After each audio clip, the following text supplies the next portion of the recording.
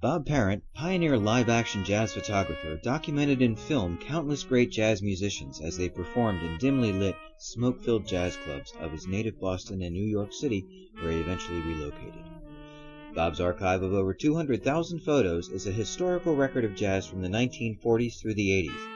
Unfortunately, in the 40s, there was a lot of dog-eat-dog attitude between the traditional and swing era and the bop. It was like around 1950 or 51 before I started listening to the modern styles of jazz. From the start, Bob approached his subjects in quite a novel way. One of his paramount goals was to avoid imposing his personality and presence on his subjects. To this end, he avoided using flash as much as possible. This was a problem in the dimly lit Boston and New York jazz clubs that were Bob's haunts. It inspired him to custom design his own unobtrusive lighting equipment.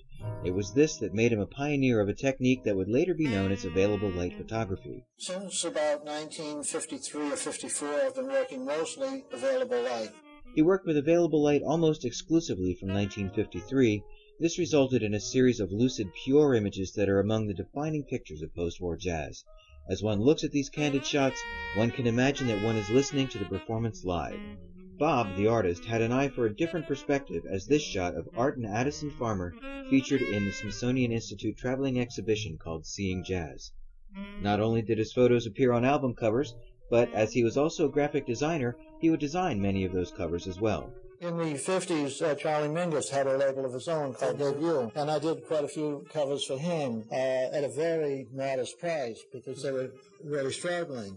So a lot of those now have been reissued. I think all of them have been reissued on Fantasy. And then I do a lot for the major labels. Major labels, I generally just saw the photographs. The small labels, I frequently did the design as well. As Bob was friendly with so many of the jazz artists, this in turn led him into the thick of the civil rights movement where he became personally involved.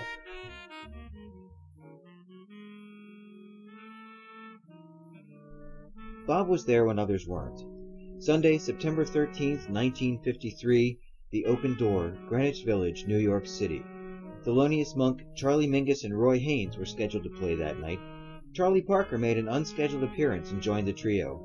Publicly billed as the Thelonious Monk Trio. Parker did not have a cabaret card, and it was only by word of mouth that we knew that he was going to be there. This eventful evening turned out to be the only time that all four of these famous musicians ever played together, and Bob captured it in this famous photo.